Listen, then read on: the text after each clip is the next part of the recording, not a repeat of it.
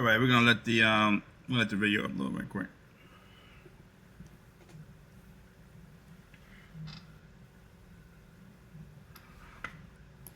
All right. This is Trump and G. Of course, I'm shocked to show Mr. Mitchell. This is the bell tolls for Cori Bush and the squad, and this is pretty much a high-profile congressional race out in Missouri, and we talked about it previously. That, in my opinion, Missouri is likely a bellwether for the Midwest, and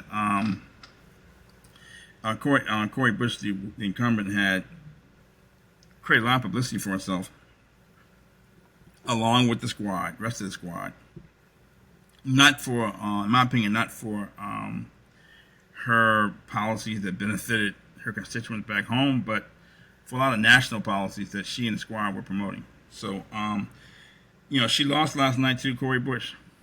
I'm sorry, to Wesley Bell, who was the county commissioner, and I think she was losing by landslide early, and after the first couple precincts came in, but then she ended up losing by 5.3% percentage point margin. So the Associated Press said that Bell was leading Bush 41% to about 46% after 94% of the votes have been counted, which means that Maria Chappelle-Nadal, the other candidate, probably got less than 5% of the vote.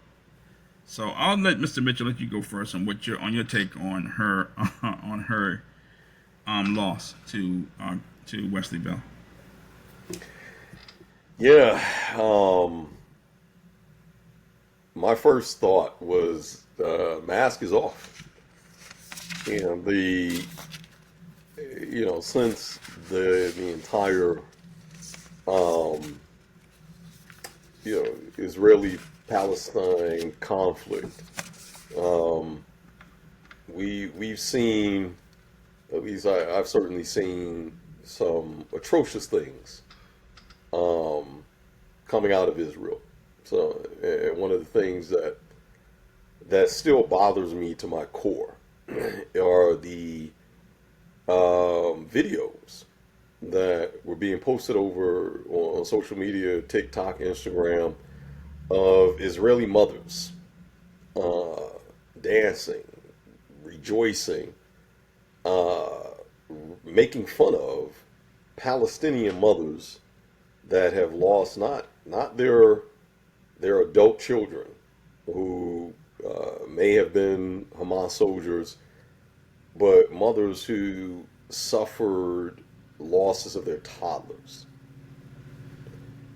And the reason I bring that up is because I think that it is shocking for many reasons for many folks to kind of see that that such inhumaneness exists, and I think it also began to turn the tide as far as public perception for Israel and I think what Israel has purported itself to be all of these decades, frankly, since 1942, 28, I believe, when they were first recognized as a nation. Growing up, hear about these conflicts and two-state solutions and ceasefires, and never truly understanding the nuances, really, of either side, right? So I think a lot of it, at least personally, was through interactions and even media portrayal of what Israel is, and certainly their role even in American life, right? So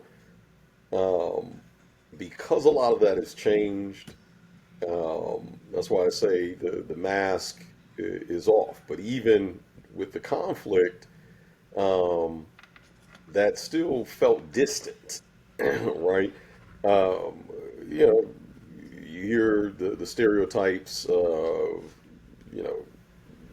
Jews being miserly and the money lenders, etc. And you get deep into the conspiratorial holes or rabbit holes. How essentially they're a cabal that that runs the world.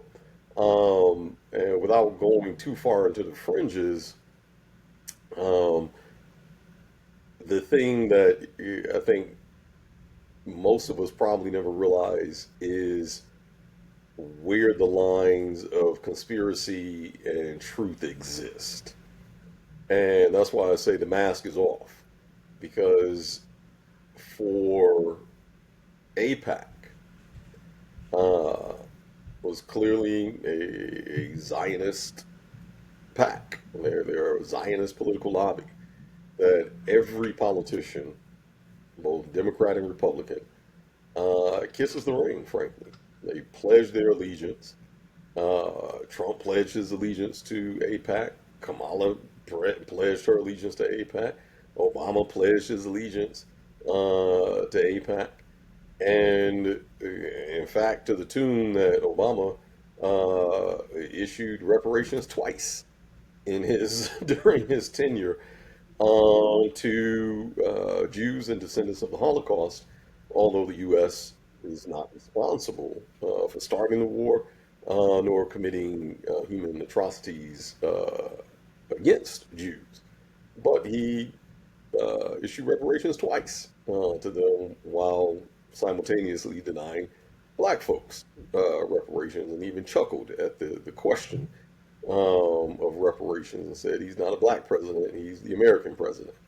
Um, but even then, it was still, I think, a disconnect by the influence that is had, that Israel has within the fabric of American politics. And to see Cori Bush essentially cannon fodder to that agenda, um, that's why I say mask is off. Because no longer is it, I certainly won't entertain some of those deeper rabbit holes. But as far as the allegations that, you know, Israel is deeply intertwined in U.S. politics to the point that um, it almost feels as though U.S. and that Israel owns the U.S. Those allegations are going to be pretty hard to beat, frankly, when you have a grassroots organizer, whether you liked her or didn't like her, whether you agree with her politics or didn't agree with her politics. This is an individual who came from the neighborhoods of the constituents she represented. Um, this is a grassroots organizer who, as we say, got it out of the mud. Right? She didn't go in heavily funded. She didn't go in heavily backed by corporate donors. She had some level of corporate ownership, but at the end of the day, this is one of the few politicians who really came from the actual people that are on the ground. We've talked about St. Louis and Mike Brown so many times on this show. And I think that's one of the commonalities that even her and Maria Shapal Nadal have in common is that even though they may differ in the ways in which they want to see progress for their community, but I think the thing that they have in common is that they both came from the communities in which they represent.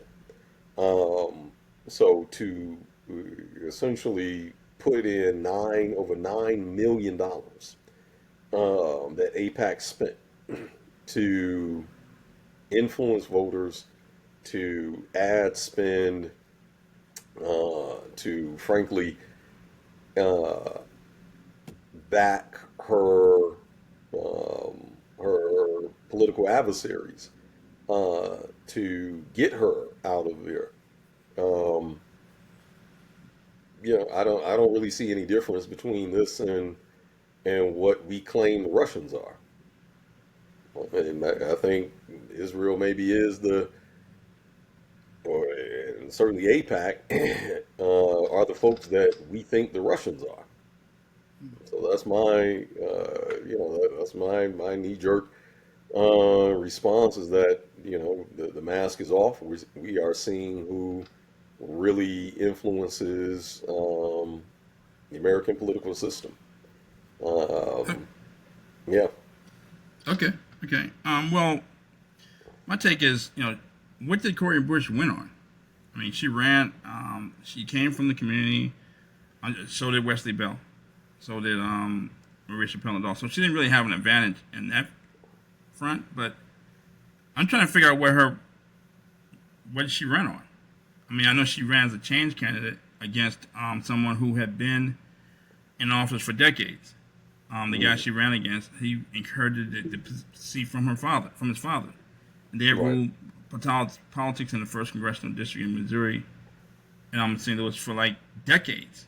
And black people in St. Louis were like, "What's changed? What's changed since these people have been in office for 50 years?" Right. That's how she won. Did we need change? Okay, did she produce change? That's one question. Is anything different than when she took office than it is today? I mean, I don't know I don't know how you measure that. If you actually go out where I go get funding from somebody and say, "Look, this is the project I have. This is how you measure success." Is success the crime rate falling? Is success the unemployment rate falling in her district? How do you measure that? Is that being measured? And how did she do on those two fronts? And I know it's difficult because black folks are underclass and they get less resources than any other class in this country.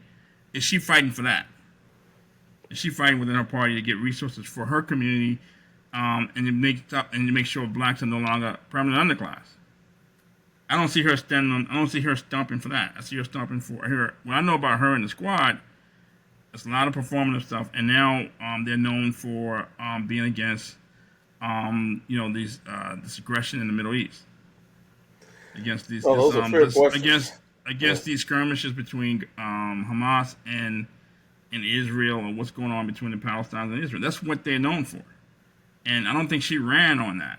I don't think she got elected because of because of her Middle East policy, and it's a U.S. foreign policy. What's going on in the Middle East has been going on for decades. It's a U.S. foreign policy, what the government wants. And so at the end of the day, I don't know. If you look at just thinking from how I'm looking at it from a high level, it's like, what did she run on, and did she deliver what she said she would deliver? Which I think is pretty difficult to do, given that her community probably get less resources than any place else. That's definitely a connection between poverty and crime. So she's almost like trying to fight gravity, in some ways. The other thing is, who do you know? What politician ran on a platform of being sort of his or her? They want change in foreign policy in the Middle East. Running on a platform that's counter to what U.S. foreign policy has been for the past 40 years, 50 years. So which congressman won on that platform? We know Jamal Bowman didn't win, and so there's a couple of things. I mean, like, I don't know of any politician who went on that platform taking a stance that's against U.S. foreign policy in the Middle East for the past 50, 60, 70 years. Okay. Secondly, her stance is, I mean, I don't know if anybody in her community, in her congressional district, even cares. I think what's what's front and center for them is trying to change the material conditions of the people in their community. I don't know if she did that. And so the squad tried it. They tried it. I don't really know what they were for, or what they stood for. In my opinion, a lot of performance stuff, but they tried to go out as a unit against take a position to challenge the U.S. foreign policy, and it's not working. Hasn't worked so far. And I haven't heard anybody from the squad talk about what's going on in the Middle East since Jamal Bowman was ousted, and since Cori Bush has been ousted. But this is how bad it is. That this is politics. I'm not a politician. Okay. I mean, I know we can talk about right and wrong, but this is how bad of a politician, in my opinion, Cori Bush is. Wesley Bell is the county commissioner. He was running for senator against Josh Hawley, who's a Republican. After Cori Bush started talking about what's going on in the Middle East, he switched midstream and said, I think I'll run against Cori Bush. I think I'll run for congressman now. Because he saw her as easy pickings. This is politics. I mean, like, are you going to get more votes for your stance on the Middle East or fewer votes? So Wesley Bell saw her as vulnerable for a reason. He had no intention of running for Congress. He was running for Senate. So, I want to step up and job. Yeah, she's vulnerable. I'll take her job. So I mean, do you think that's a pretty good point? I mean, do you think? I mean, it looked like she's bad at politics. Was targeted to be an adversary to her from the beginning? Do you think he was? No, I don't think he was. Kind of coached into taking that role. No, I think he wanted to run for high office, so he thought that she was more vulnerable than Josh Hawley. Period. Okay. She basically said, I don't want my job anymore. That's basically what she just told people. Because it's not just her political stance, but also it's a matter of funding. He got more money into his coffers than she did. And he could use that money. If you got more funding than everybody else, and it's not like he came out of Cleveland. This guy's already county commissioner. He's from Ferguson too. He cares about his community as much as she does. So I don't know, given that, if they're both kind of equal, he's got probably 10 times more funding than she does, and she hasn't really done a lot of, she's made a lot of the publicity she's gotten hasn't necessarily been positive, whether it's defunding the police or her stance on the Middle East. So she's gotten a lot of attention from the corporate media that hasn't necessarily been positive. And I don't know what her track record is or her scorecard is as far as delivering on what she said she would deliver on. The same thing she's criticizing the guy she ran against previously. Mm-hmm. I don't know if she's done any better than he did. So anyway, that's sort of my take. I'm going to show her reaction to the loss. This is her little speech from last night. So I'm going to try to share my screen. Okay.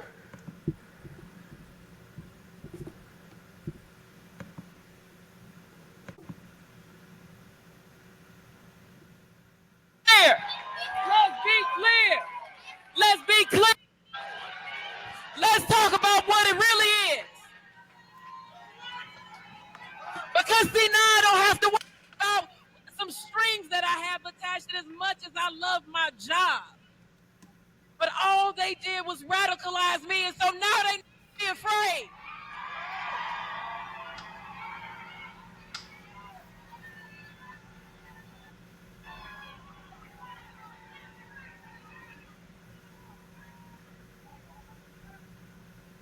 See, now they about to see this other Cori, this other side, because clear. Let's be clear.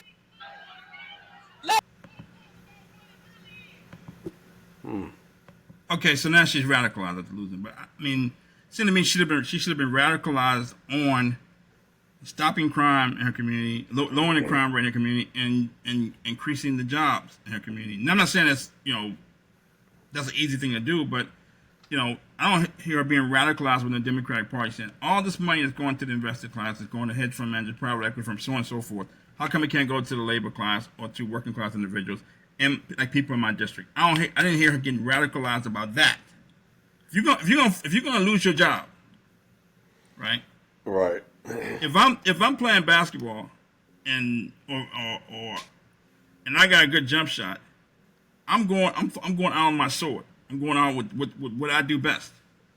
And if you're gonna get radicalized and you're gonna lose your job because you fought for people in your community. Don't lose your job because you would took a stance against U.S. foreign policy for the past 50, 60 years. That's my opinion.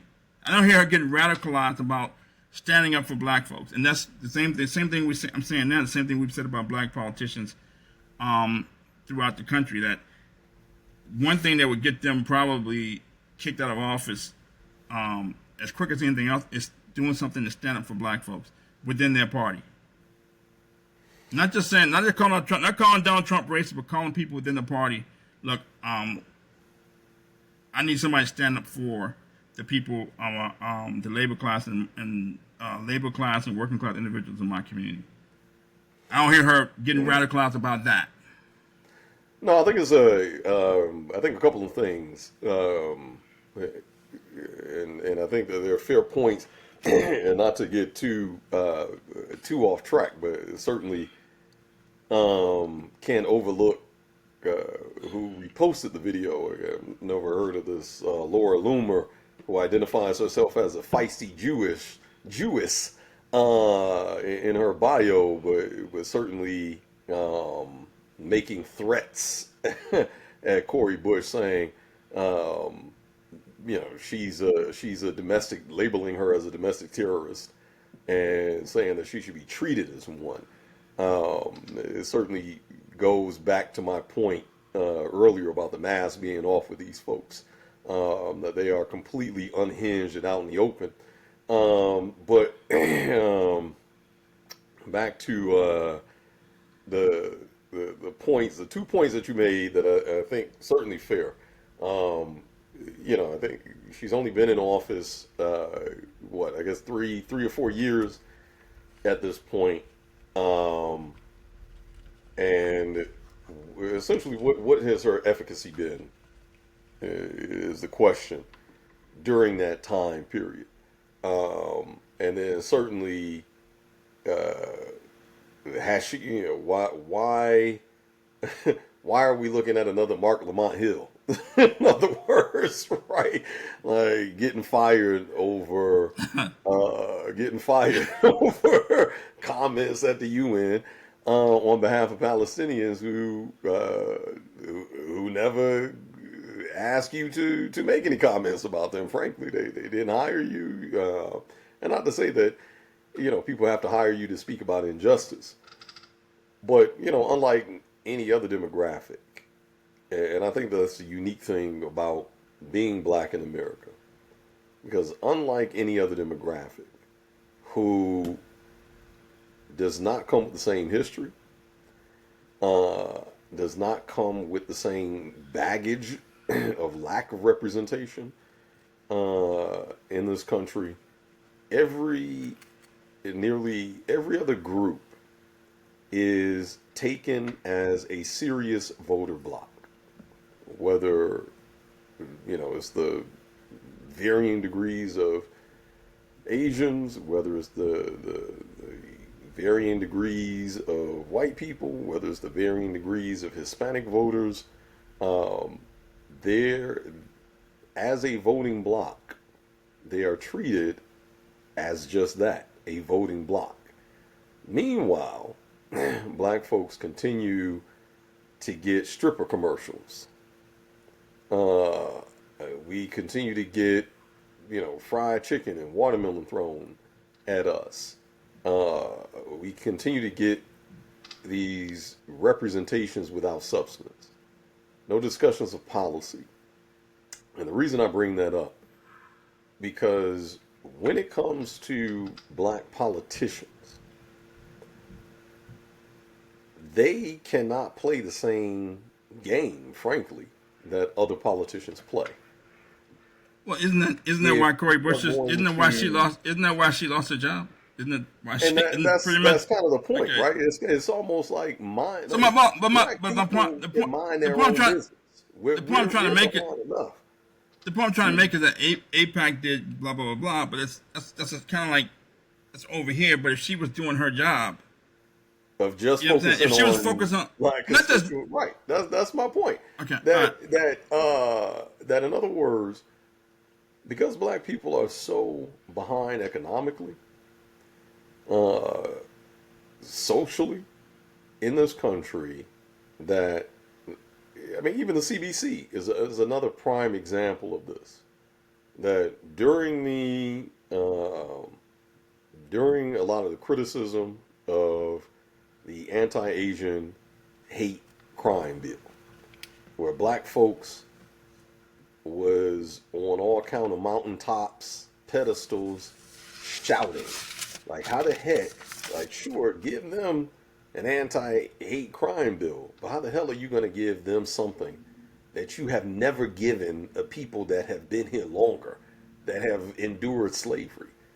And we're still like, we still don't even have an anti-lynching bill. And what did the CBC do? The CBC didn't speak on behalf of the anti-lynching bill. They joined forces and spoke and defended the anti-Asian hate crime bill. So in other words, it's another example of a set of people that are elected and supposed to be representing the interest of black folks across the country.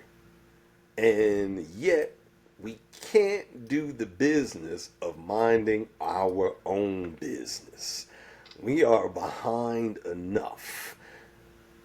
If you want to, black folks want to be passionate about the injustices that are happening outside of their block, outside of their community, there is no criticism in that.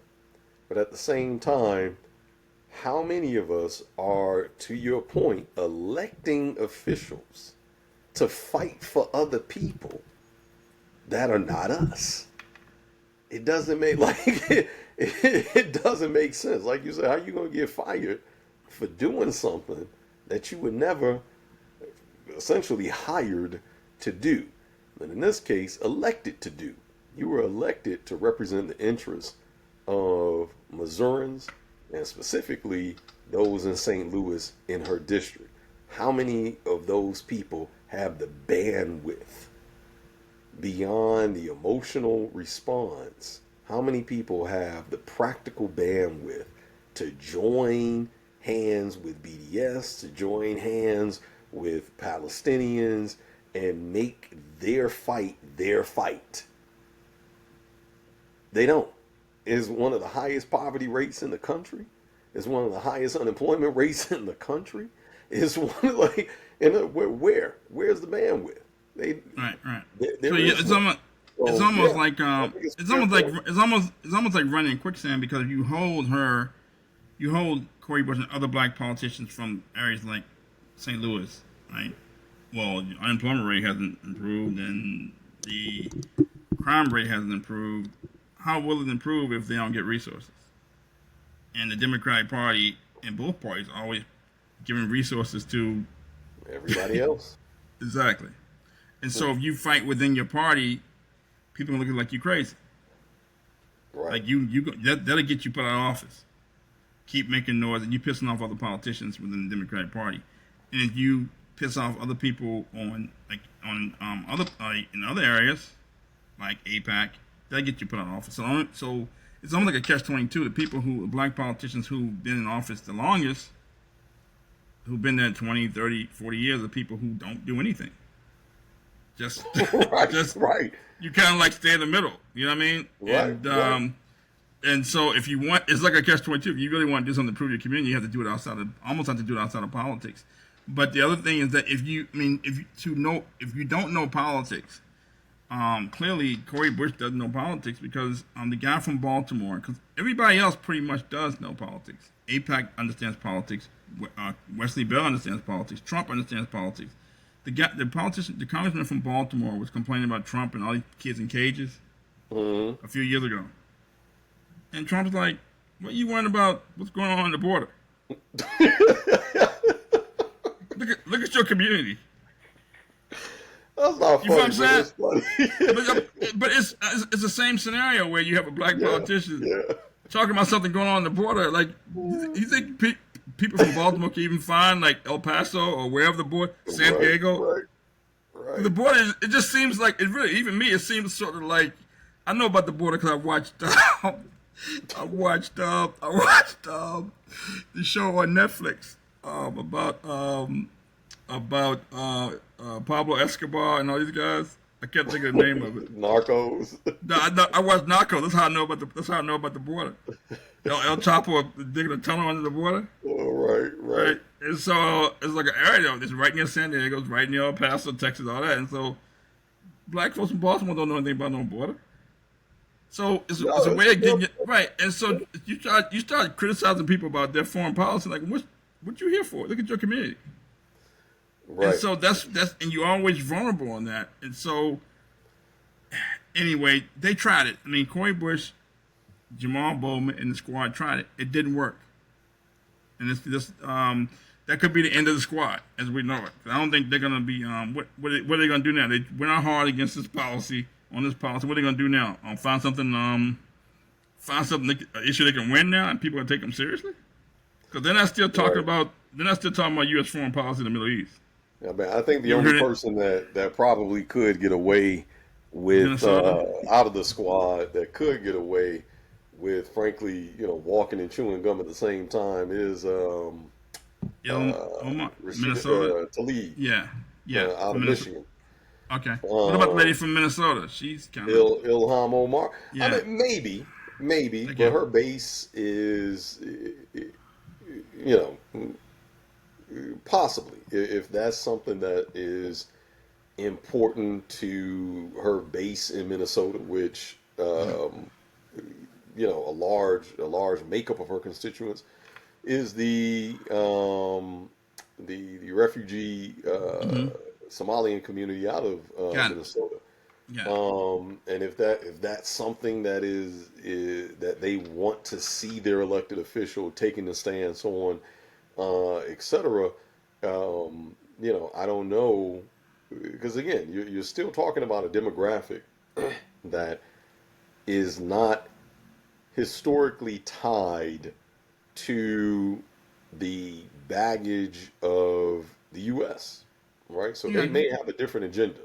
You know, I can guarantee. Experience, because their experience only goes back 3 decades, 4 decades, right? So what they care about and the things that they want to see from their elected official is going to be different. Asylum seekers, refugees, during adjudication, they do get economic support from DHS when they first move. It is limited. It is for a limited amount of time, I believe the first few years, but they do receive support, right? So in terms of when we're talking about the same things, in terms of what does progress look like, how is that measured? What progress looks like for them is going to be wholly different than someone born, bred, and raised in St. Louis. Someone that's born, bred, and raised in Baltimore.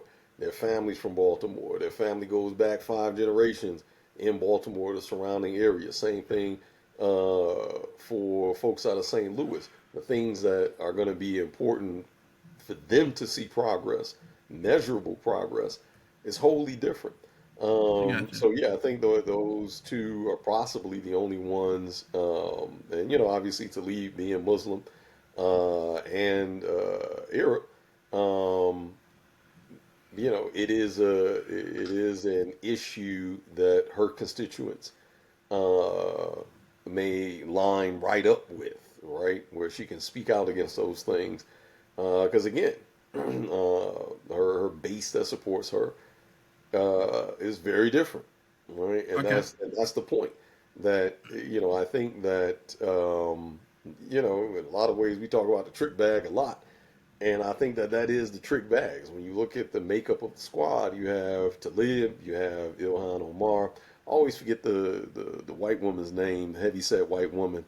Was very outspoken. She be putting the nails to like every time there's a congressional hearing and she's in it. She be giving them the business. I gotta say that she brings out a whiteboard. Right. But one thing she doesn't do is make sure you remember her name. She's extra stage left. Exactly. But when you look at Press. Give me her name. Bald Not head. AOC, not No, AOC. no, Oh no, yeah, Ariana, no. Ariana Pressley. Ariana, yeah, Yeah. So when you look at AOC, because this is the squad, right? It's right. AOC, Ilhan, Talib, Presley, Cori Bush, and then the white woman's name who always Of course, slips my mind. and she gonna But keep it when that you way too. that's right. But when you look at the the constituents, right? When you look at each one of these women and their lineage and the base that they come from, you can easily, probably very easily, get caught up in taking on issues that are not your own and taking on topics that don't belong to your constituents. But because the momentum is there, because the dollars are there, because the voices are there, and you're a part of this group, right? You can easily get caught up in a wave that doesn't belong to you.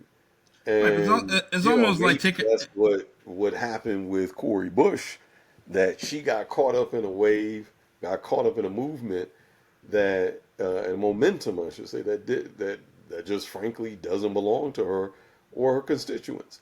Um, Yeah, it's almost like so, having a blog, right? Say you have a blog, right? And let's say you write about I don't know, take economics. But all of a sudden, you also know that if you write articles about Beyonce or Jay Z or Kanye West or Drake, that's gonna get the most hits. So every once in right. a while, you write articles that gets hits because that's when you get gets the most Hmm. attention. And so it seems like Corey Bush had stuck and had. I didn't know who Jamal Bowman was either. I didn't know much about him. I didn't know much about Right. Corey Bush really either. But when you start taking on these issues that are going to get a lot of publicity, look at the squad. So almost like Hmm. her job, she thought her value added was like having her constituents see her on TV, having her name mentioned. You know what I'm Hmm. saying? And seeing her dressed Right. up and representing St. Louis really well, always dressed up, and with the rest other people who photogenic and dressed up and getting all this media attention. Like that Right. was almost her. It's almost like she felt like that was her value added. See, that's the way it seemed to me, even though it deviated from her. You know what I'm saying? Right. Right. I mean, the a first term is not, at least the way that I've always heard it from politicians over the decades, right? Your first term is never the term where you effectuate change, Okay. right? That you need that time. So your first term is really the time where you're building bridges, relationships, panhandling, Right. because you're trying to essentially make it to the next term, right? Right. So The doing exact just opposite of enough, what the exact opposite of what she did. Right. right? Doing just enough, right? But Isn't it the exact opposite of what she did? yeah, When yeah, we're no, talking about the because I'm thinking about your earlier point. What's his name? Gentleman out of South Carolina, been there not forever and a Tim, day. not Tim. Clyburn. Clyburn. When you think about when folks like Clyburn, when you think about Auntie Maxine out of on the Right. other side of the coast, where they've been in Congress as long as Methuselah was walking Earth, um, and you do have to wonder, like, how the heck is it that you're in office for literal decades as an elected official, yet your communities still look like I have people, friends, who are running nonprofits, attempting to run nonprofits. They're actually running nonprofits in Maxine's district in Compton. And the money that they have to come out of just to get permits for them to be able to service the youth. This is a pay for play system. And I know for a fact that they've had to come out of more than 25, 30K just for permits to be able to serve the youth. And it's like, that's sickening. That's a sickening system. It just shows you at the core the focus of the local government and the hold that it has. It's like you've been in office for decades. And yet when we look at the progress of Compton, other than the pride, sure, Kendrick Lamar, put Compton on his back, gave Compton a moment, would not like us, da da da. But beyond the representation, beyond the music, it's something that even Nipsey Hussle talked about. It's like when you look at the actual brass tacks of how a community runs, like how you're able to build buildings, how you're able to engage with the community from a legal standpoint to make sure that you're doing everything by the books. But when you have to put money in people's pockets just to be able to do the right thing, that tells you that you're living in a broken community. And you've been in office for decades. And this is how your community still works. And that's really, that goes to that point where it's like, it's always boggled my mind how there is very little change. And yet these people continue to get elected. They continue to get elected on name recognition. They continue to get supported. And yet the constituents continue to suffer and become cynical, and rightfully so, that because they know, like, even if you elect somebody else, it's just going to be more of the same thing. Right. They're gonna have to do something outside of politics. They're gonna do something outside of politics if they want change. And it's funny that you mentioned that, because I think somebody from Toronto, I don't know if it was Drake or somebody, said that Kendrick Lamar said like Compton has come to, you don't even live in Compton, it's been gentrified. You don't even live, black folks don't even live in Compton. But anyway, so this is so his Wesley Bell's campaign speech. I'm gonna let you weigh in on this. Let's see.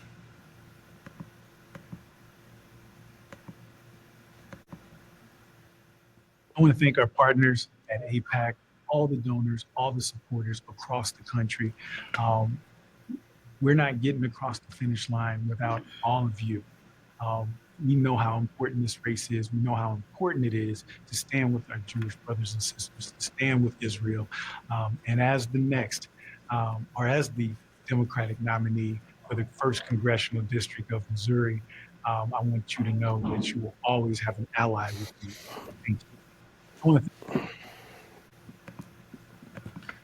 Okay, so from a number standpoint, he gets more funding, right? To send to Jewish voters in St. Louis. He gets more voters, and he doesn't lose black voters because of his stance. Is that not politics? Oh, that's 100%. And he seems like he seems like he's basically saying, thank you for the funding, and we stand with you, and no black people complain about it, assuming they even heard the speech or know what APAC is. That's it's. I mean, for all the criticism that we have with Cori Bush, we have to apply that same criticism to Wesley, right? Because he's doing the exact same thing. He's just on the other side of the issue. He's on the money side. He's on. I don't know if it was Machiavelli, I forget, but something I think about here and there. It was either Machiavelli or it was the Medicis, but or anybody who wants to remain in politics. right. But it reminds me of essentially the how the Medici Bank essentially funded both sides of wars, right? Um, because for them it didn't matter. What mattered, whether it was the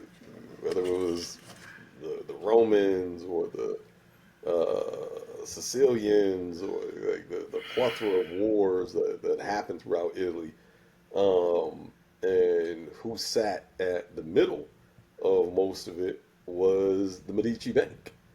And it just reminds me, like I said, I forget if it was the grandfather who started essentially the Medici Bank, or it was Machiavelli's retelling of it, but ultimately, essentially saying to the question of, how do you pick sides, and his response is that we pick the bank side.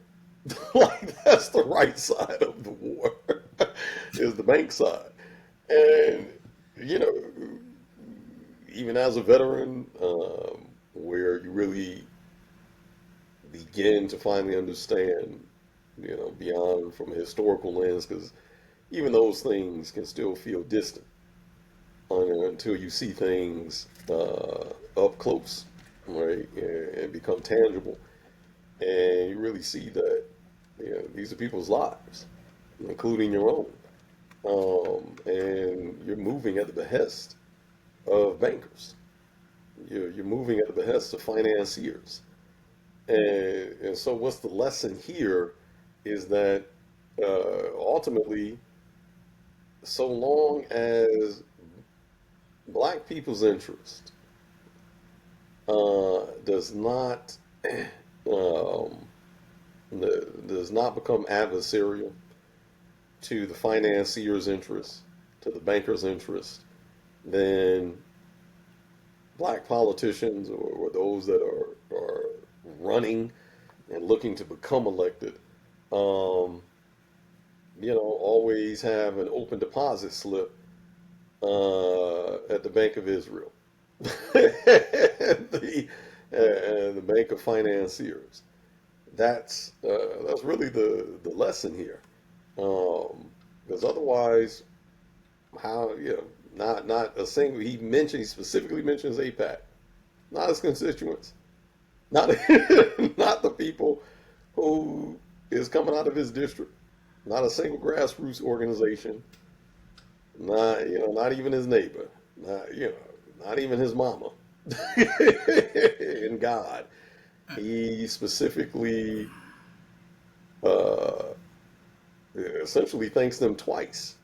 He mentions APAC, and then he specifically mentions my Jewish brothers and sisters, not black folks, not the people of Missouri, not the people of my district, not the I not got it. my Yeah. future constituents. So, So he's doing the same thing. He's just on the side of the bank. okay. So yeah, he basically I guess he understands politics because he ran for that congressional district. He saw Cori Bush as vulnerable and he won. And so okay, what next? Quickly, so I want to wrap up. What next? What do you think is next for Cori Bush and also for Wesley Bell? What do you think is next for them? um,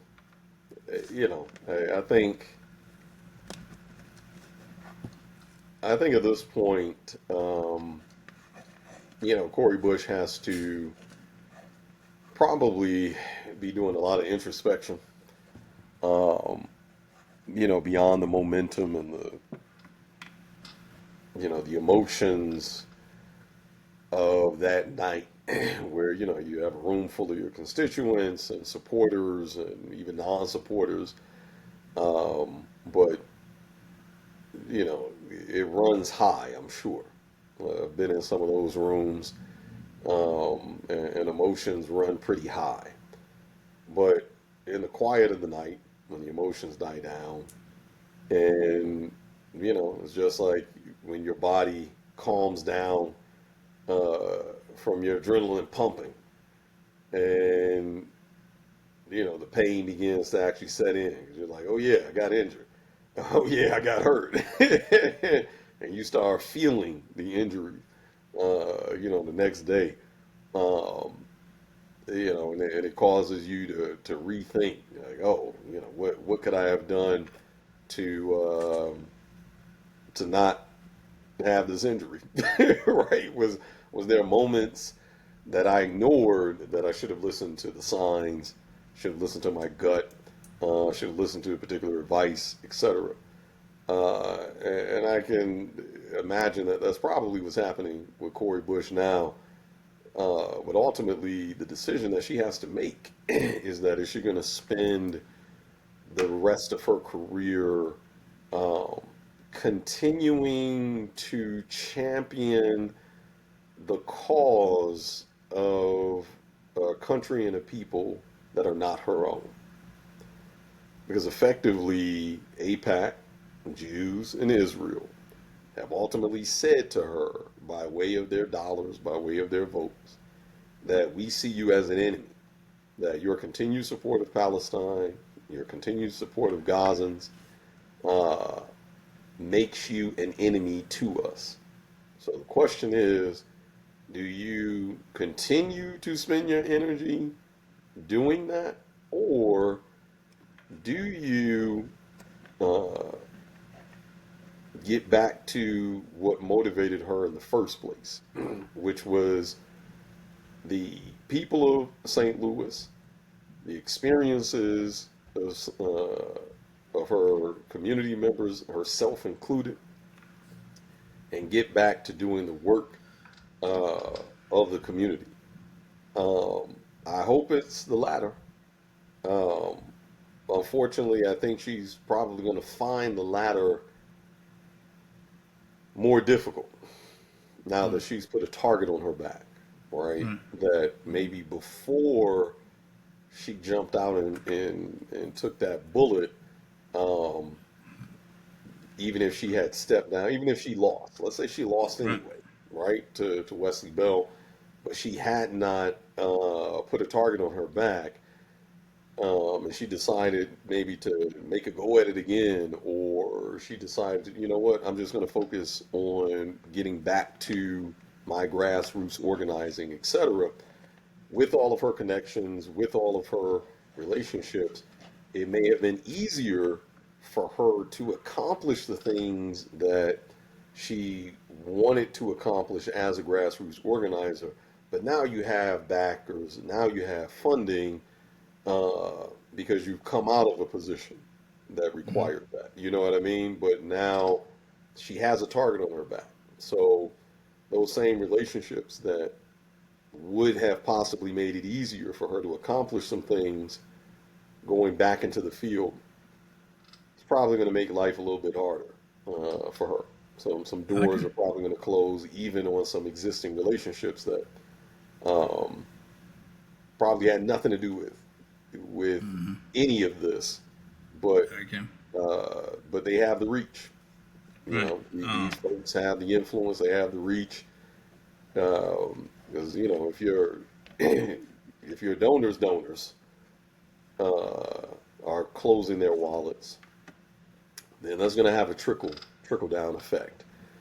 Um, so yeah, okay, okay. But as far as I think she's done. I don't think anybody cares about her being radicalized.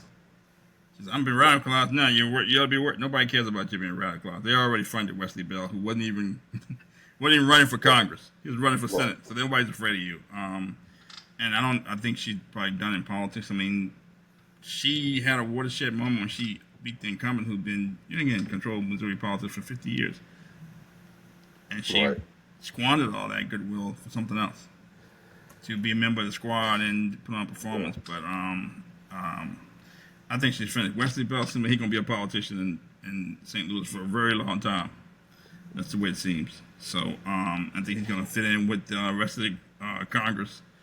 Um, and I think the squad is finished as we know it. I mean, I don't see them organizing together anymore. They tried it, and they showed that they have more bark than bite. So yeah. that's how I see it. So anyway, that's Trump and the G. The bell tolls from Cori Bush and the squad. Thank you for listening. Thank you. All right.